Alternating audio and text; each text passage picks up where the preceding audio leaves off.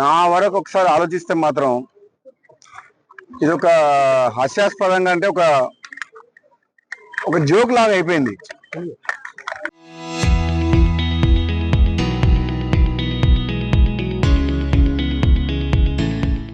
కేసీఆర్ బిడ్డ ఒక ఉద్యమకారుని డాటరు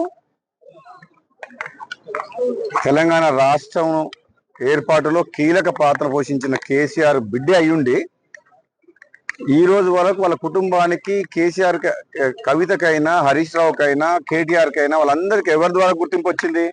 కేసీఆర్ ద్వారా. కేసీఆర్ లేకుండా కవిత ఎక్కడుంది? అది ఒక కుటుంబంలో ఆధిపత్య పోరు కాస్త బయటకు వచ్చి పార్టీ పెట్టింది. నిజంగా ఇది ఒక పెద్ద జోక్ కవిత పార్టీ అంటే. కవిత డెఫినెట్ గా మొట్టమొదటి సమావేశాలనే ఒక ఆడకూతురు ఆడపిల్లకు తండ్రి అంటే ఎంత ప్రేమ ఉండాలి.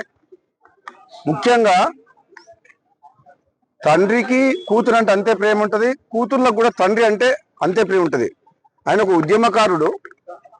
కేసీఆర్ తెలంగాణ రాష్ట్ర ఏర్పాటులో కృషి చేసిన వ్యక్తి. అటువంటి వ్యక్తిని స్వయాన కూతురే ఆ విధంగా మాట్లాడడం అనేది డెఫినెట్ గా ఆమె మొట్టమొదటి సమావేశంలోనే తప్పు చేసింది. దాంతో తెలంగాణ ప్రజలందరూ కూడా ఆలోచించుకుంటారు ఏమని. ఇక తండ్రిని గౌరవించుకోలేని మనిషి ప్రజలకు తల్లి ఎట్లయితుంది? ఇదైతే నేను తీవ్రంగా బాధతో చెప్తున్నా. చాలా తప్పు మాట్లాడింది కవిత.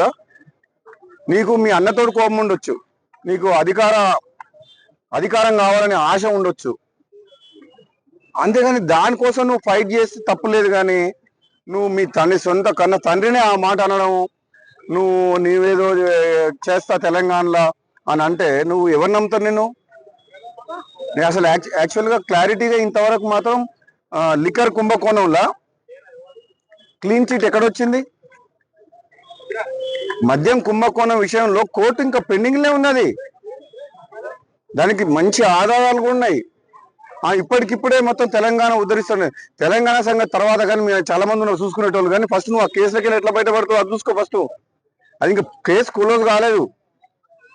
నిజంగా ఈ రాజకీయ పార్టీ పెట్టడం అంటే అంతకుముందు గతంలో ఒకసారి కేసీఆర్ అన్నట్టు పార్టీ పెట్టడం అంటే పాండవ పెట్టినట్టు అయిపోయింది. దగ్గర పైసలు ఉన్నాయని చెప్పి కొంతమందిని తీసుకుపోయి ఒక ఫంక్షన్ హాల్ తీసుకొని నీకు సోషల్ మీడియాలో చేసుకొని పార్టీ డిక్లేర్ చేసి పడేసింది. అది కూడా పోయిపోయి తెలంగాణ రాష్ట్ర సేన టీఆర్ఎస్ అంట. ఎంత తెలివిగా ఆ పేరును వాడుకొని ఏదో కొన్ని సీట్లు మాట్లాడుకొని మళ్ళీ రేపు పొద్దున ఏదైనా గెలిచి రాజకీయ లబ్ధి కోసం ప్రయత్నం చేసిన తప్పితే కవిత వల్ల ఏమి ఊరు లేవదు, ఏమంటారు ఇంకా ఊరు లేవదు, పీరు కాలేదు. నాకు తెలిసినంత వరకు అయితే ఆమె స్వయంగా కూడా గెలవదు. ఆమె పార్టీ సంగతి వదిలిపెట్టు, సొంతంగా ఆమె పోటీ చేసిన నియోజకవర్గంలో కూడా డిపాజిట్ కూడా రాదు కవితకు. ఎందుకంటే ఆ మర్యాద పోగొట్టుకుంది. ఫస్ట్ మీటింగ్ లో తండ్రిని కేసీఆర్ లాంటి వ్యక్తిని తిట్టి ఆమె ఉన్న మర్యాద పోగొట్టుకుంది. ఒకరిద్దరు మంత్రివర్గాలకి చూద్దాం అది రాష్ట్ర కాంగ్రెస్ పార్టీ అధిష్టానం ఏ నిర్ణయం తీసుకుంటుందో.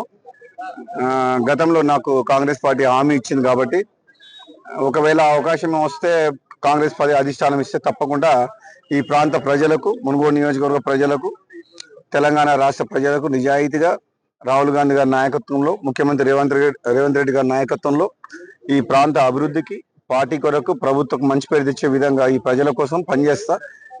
నాకు కూడా నమ్మకం ఉంది. తప్పకుండా కాంగ్రెస్ పార్టీ అధిష్టానం ఇచ్చిన మాట నిలుపుకుంటుందని నాకు పూర్తి విశ్వాసం ఉంది.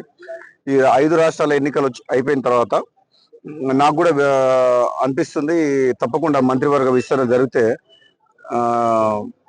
అధిష్టానం నా విషయంలో తప్పకుండా సీరియస్ గా ఆలోచించి నిర్ణయం తీసుకుంటుందని చెప్పి నేను అనుకుంటున్నాం. డెఫినెట్ గా ప్రపంచంలో ఎక్కడ యుద్ధమైనా సరే మనం ప్రపంచ దేశాల మీద ఎటువంటి ముడి సరుకుల మీద ఆధారపడ్డప్పుడు ఆ యుద్ధ ప్రభావం అనేది భారతదేశం మీద ఉంటది. కాబట్టి డెఫినెట్ గా మనకు ఇప్పుడు డీజిల్ కొరత, పెట్రోల్ కొరత ఉన్నది. అది టెంపరీ సమస్యనే. కాబట్టి రాబోయే రోజుల్లో యుద్ధం ముగిసిన తర్వాత మళ్ళీ ఆటోమేటిక్ గా నార్మల్ అయిపోతుంది. కాబట్టి దాన్ని రాజకీయం చేయాల్సిన అవసరం లేదు. కేంద్రంలో బీజేపీ పార్టీ ఉంది, రాష్ట్రంలో కాంగ్రెస్ పార్టీ ఉంది. కాబట్టి ఒక ప్రత్యేకమైన పరిస్థితి, యుద్ధ వాతావరణం వచ్చినప్పుడు మనం అర్థం చేసుకొని ప్రజలందరూ కూడా సహకరించాలి తప్పితే దాన్ని కూడా రాజకీయం చేయడం కరెక్ట్ కాదు అని చెప్పి నేను అంటున్నాను. Thank you.